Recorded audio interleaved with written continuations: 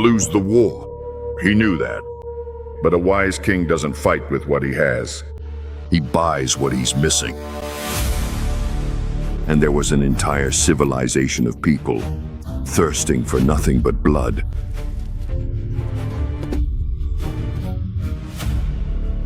The first stone was no accident. It was a warning. The entire army remained standing on guard, and then the enemy finally arrived. There was absolutely nothing there at all. The process of negotiation.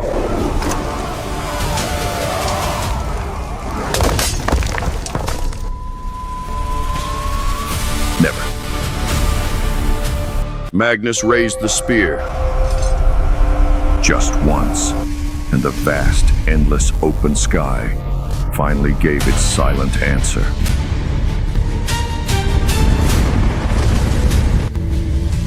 Absolutely no one at all remembers what came first, the smoke or the darkness. Only that everything stopped.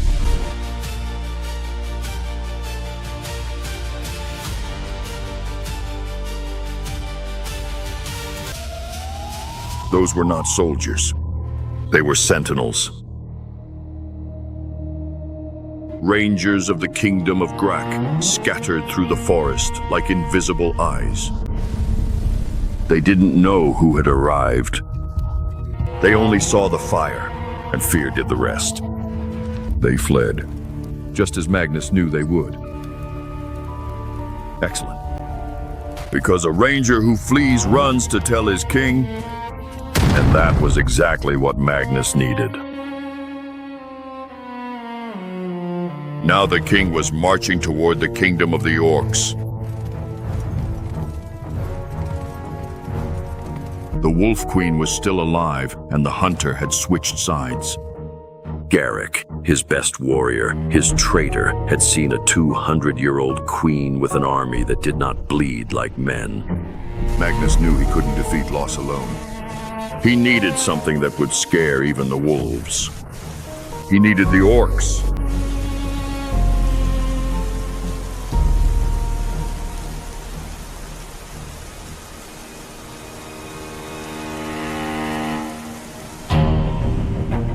Grak already knew someone had arrived. The Rangers had spoken. A human king with a dragon. He didn't trust humans.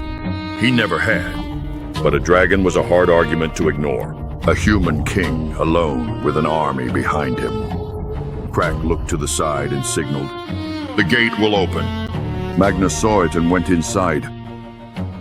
Magnus went in there, all by himself. No soldiers. No escort. Only him. The orcs advanced. He steadfastly refused to retreat or back down. Instead, his formidable spear did all the speaking loudly for him. Well, hello there to you, my good friend Gregory.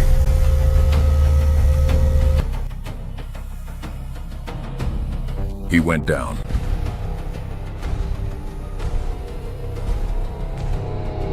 He looked at the gold, closed the chest with his foot. Gold doesn't kill wolves. Magnus smiled. In the distance, a roar made the ground tremble. The orcs looked up at the sky in fear.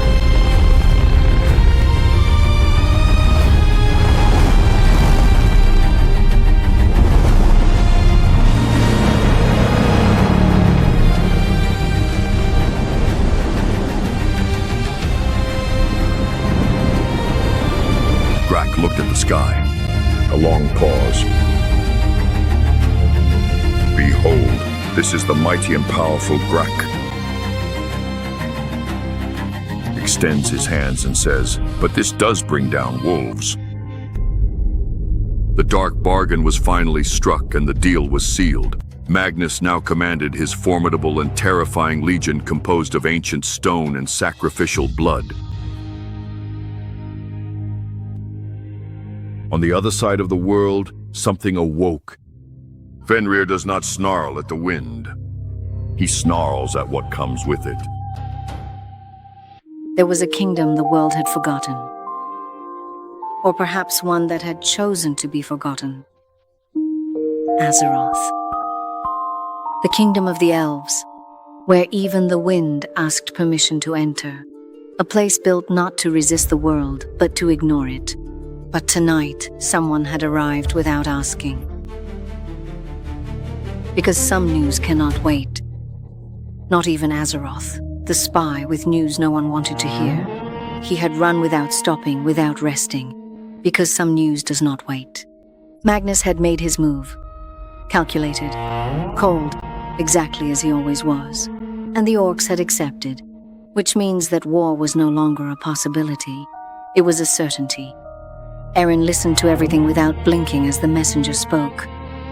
The guards watched the king. They found nothing. No reaction. No sign revealed.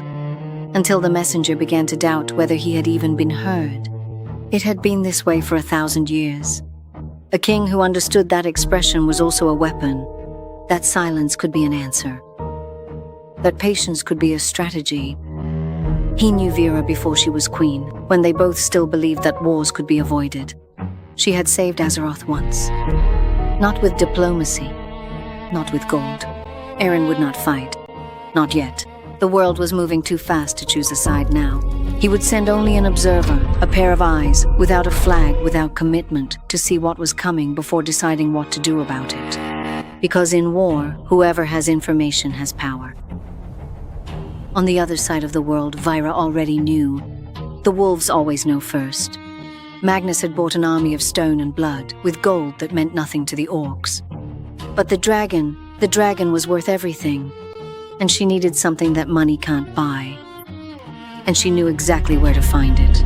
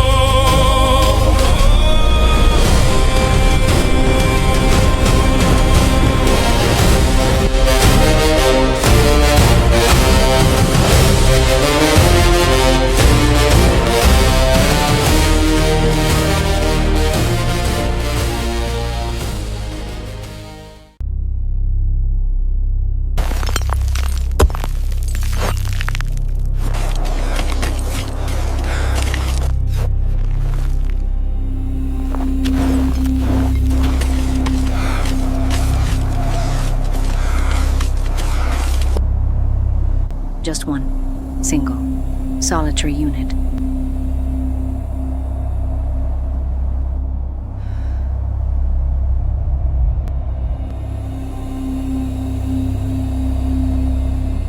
The Wolf Queen knew they were coming and did not retreat a single step.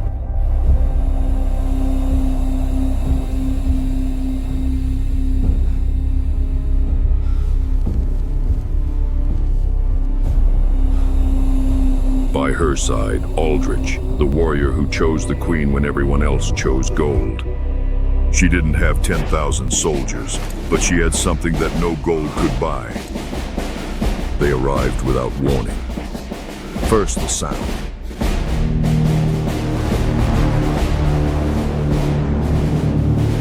Drums that made the earth bleed. Trumpets that tore through the cold sky. The queen's warriors heard it. And they recognized it. Fenrir slowly lifted his massive head. He sensed the coming change long before anyone else.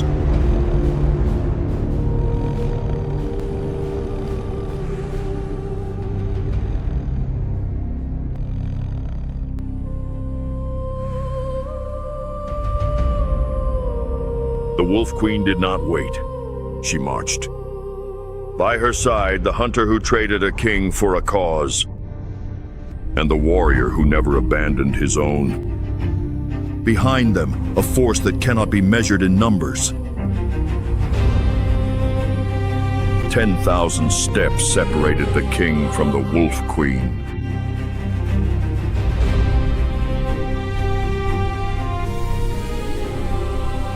The heavy silence that filled the entire space persisted for no more than a very brief and fleeting moment in time.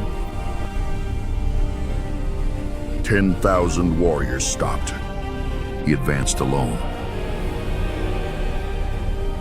Choose a champion, or watch your warriors die one by one.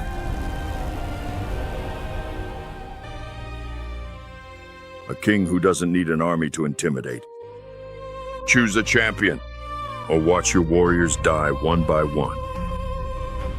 Grak already knew who would be chosen. He doesn't propose a duel for honor. He wants you to choose wrong. Aldrich recognized the trap immediately.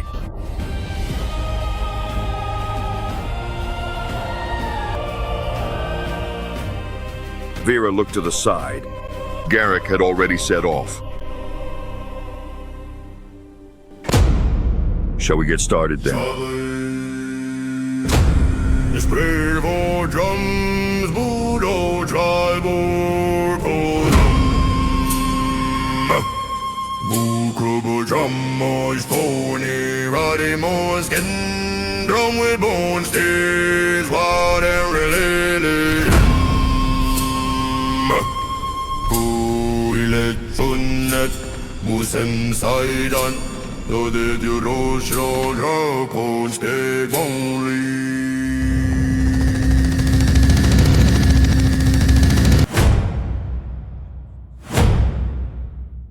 Savage, pretty war drums. Budo, drag her car. Multiple drummers, big animal skin.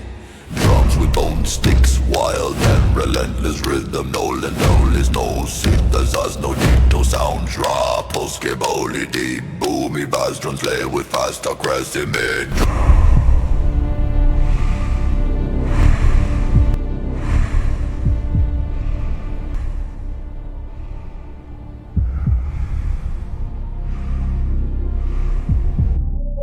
Are you there, champion? And stinky little human? I might be much smaller than you are, but I am also incredibly fast. I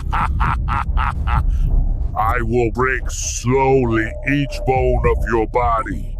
I've killed things bigger than you. They also thought it was easy.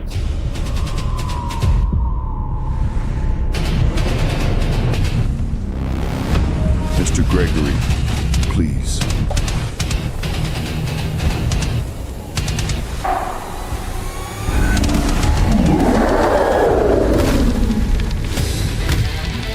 He didn't wait. The first blow was intended to kill. Brute force versus speed. The axe split the ice where Greg was standing, and the field held its breath.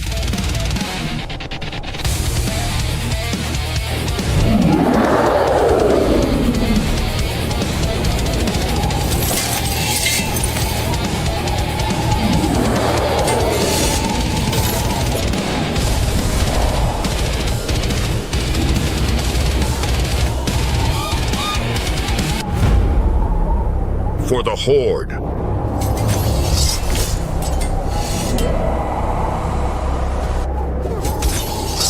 It is you, and truly only you.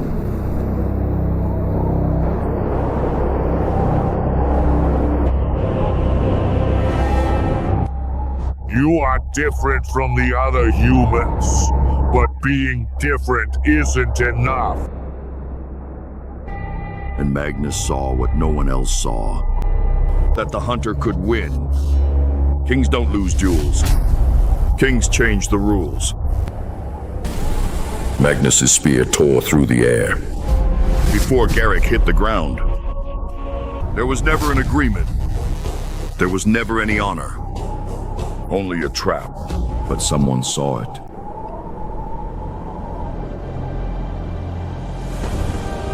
And ran faster than any human could. Vera managed to save Garrick's life, at the very last possible second. The two were on the ground, unprotected. Standing right in the middle of two massive opposing armies, and Magnus saw what no other king would ever want to waste. For the king!